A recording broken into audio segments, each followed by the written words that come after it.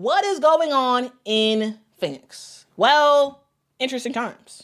On Friday, we saw Satou Sabally barely play on Friday.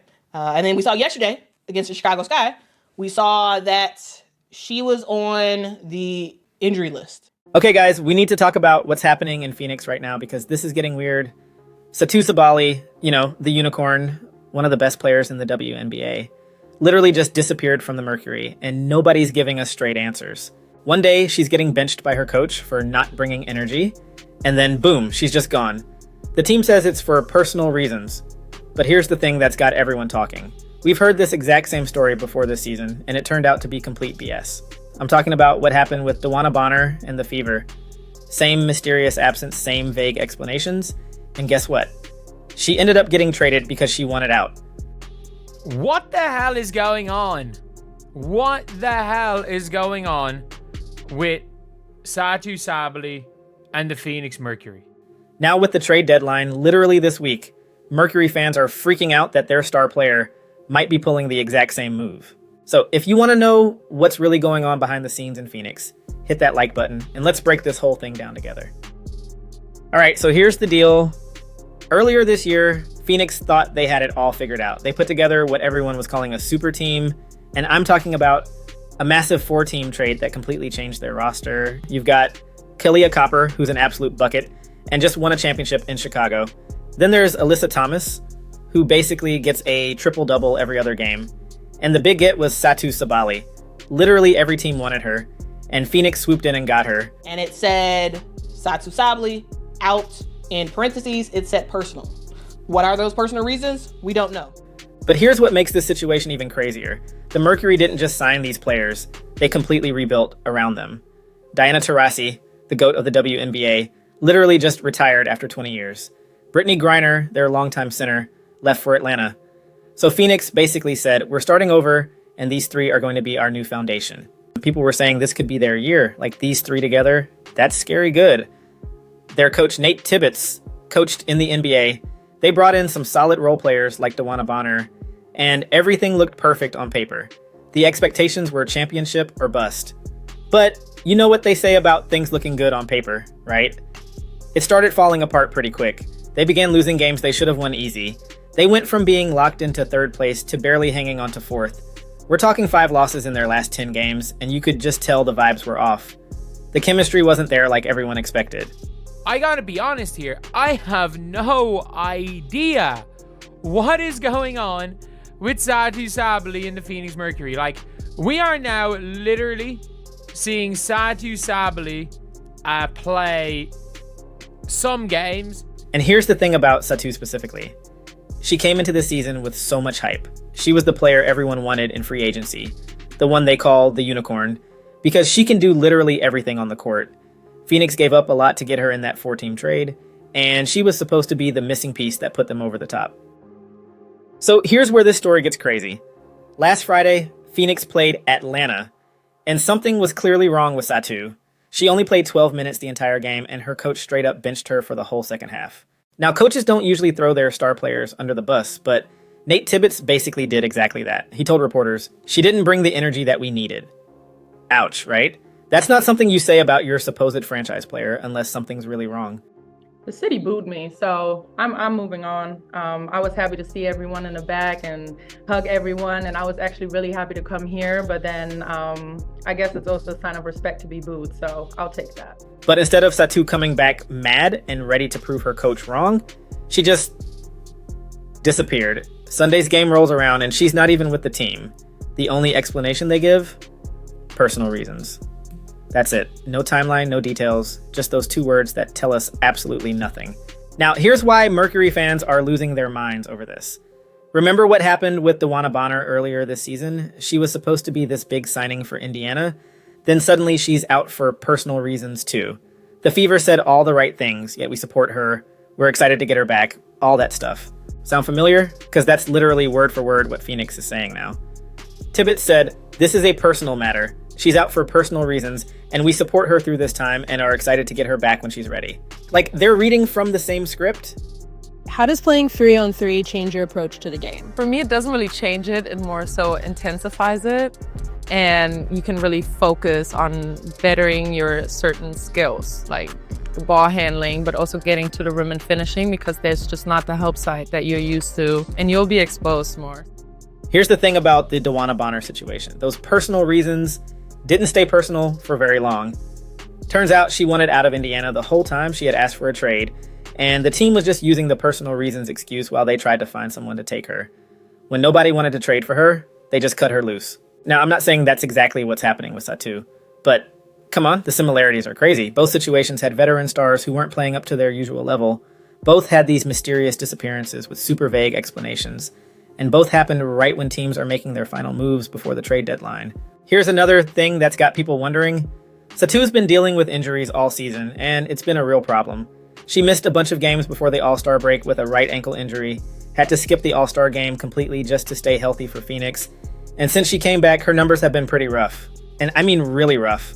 But what I can say is that the Phoenix Mercury have been struggling. Yes, they do take down the Chicago Sky, but that's not impressive because the Chicago Sky is the Chicago Sky. I mean, what are we talking about? Like, that's not an accomplishment, beating the Chicago Sky. Now, we're talking about a player who was averaging 19.1 points per game before she got hurt. She was literally leading the team in scoring.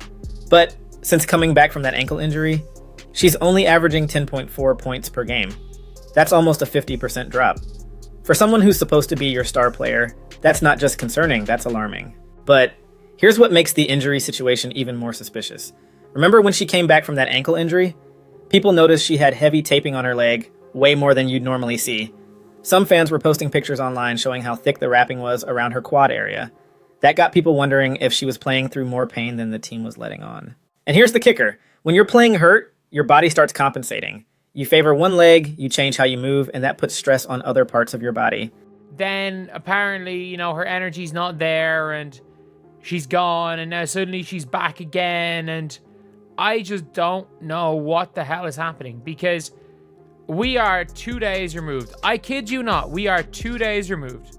So when someone's dealing with an ankle injury, it's not uncommon for them to develop groin or quad problems because they're moving differently to protect the original injury. Sound familiar? Because that's exactly what seems to have happened here. Ankle injury leads to compensation, compensation leads to groin problems, and now she's out indefinitely. The question is, did Phoenix rush her back too early and make everything worse? But here's the crazy part about all this. If this really is about a trade, they're running out of time fast.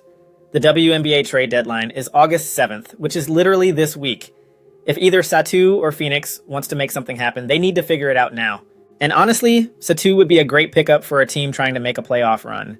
She's super versatile, she can play multiple positions, and when she's healthy and locked in, she's one of the best players in the league.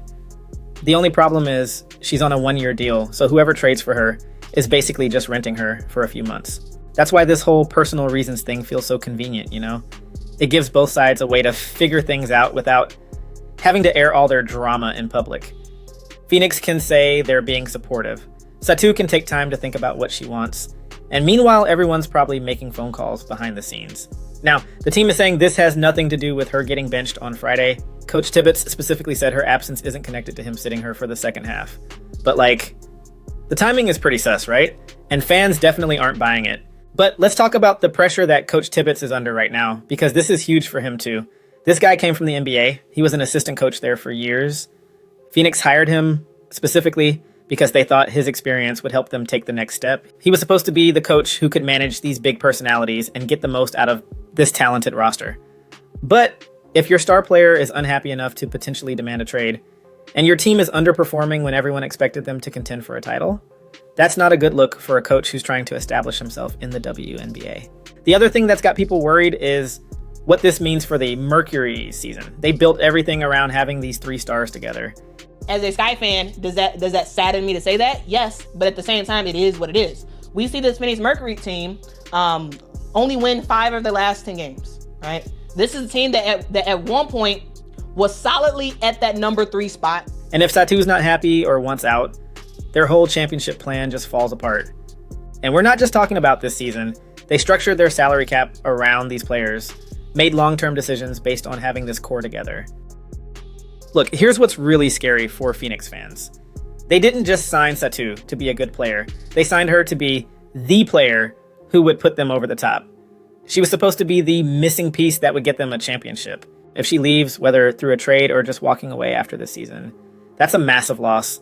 They moved other players around, made salary decisions, built their whole roster, assuming Copper, Thomas, and Sabally would be their core three. If that falls apart now, especially right before the playoffs, they could go from title contenders to just another team pretty quick. And it's not just about basketball either. Satou was their big free agency win, the player who chose Phoenix over everyone else. If she bounces after one season, that doesn't look great for the organization. Future free agents might think twice about signing there. Here's another thing that's got people connecting dots. This isn't the first time we've seen WNBA teams use personal reasons as cover for player drama.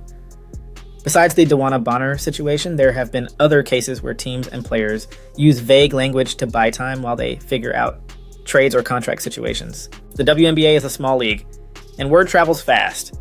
Coaches talk to each other, agents know what's going on, and players hear things through the grapevine. So when you see the exact same pattern, struggling performance, mysterious absence, vague explanations, trade deadline approaching, people in the league know what that usually means. But here's the thing that's really got Mercury fans stressed out. What if this actually is about real personal stuff that has nothing to do with basketball? Like, what if she's dealing with family issues or health problems or something serious? In that case, everyone just wants her to be okay, and whether she plays basketball becomes way less important. The problem is we have no way of knowing which situation this actually is because the team isn't telling us anything. And that's frustrating for fans who've invested emotionally and financially in this team, bought tickets expecting to see their stars play together, and believed in the championship vision the organization sold them. From Nate Tibbetts benching Satou Sabally and then coming out there and saying that Satou Sabally is away from the team and he's got absolutely no idea when she's going to be back. And it was literally the DeWanna Bonner situation. All right, so here's where we're at. Something is definitely going down in Phoenix, and the story they're telling us isn't the whole truth. Whether it's trade drama, personal stuff, injury problems, or just bad team chemistry, the Mercury are dealing with a crisis at the worst possible time. With the trade deadline happening this week, we're about to find out what's really going on. Either Satou comes back and this all turns out to be nothing, or we're about to see one of the biggest trades of the season. My gut feeling? There's way more to this story than anyone's letting on. Mercury fans deserve better than vague answers and silence. Whether it's personal issues or trade demands, the truth always comes out eventually, especially in a league this small. The crazy thing is, we might know everything by the end of this week. If she gets traded, we'll know this was all about her wanting out. If she comes back, maybe it really was personal stuff.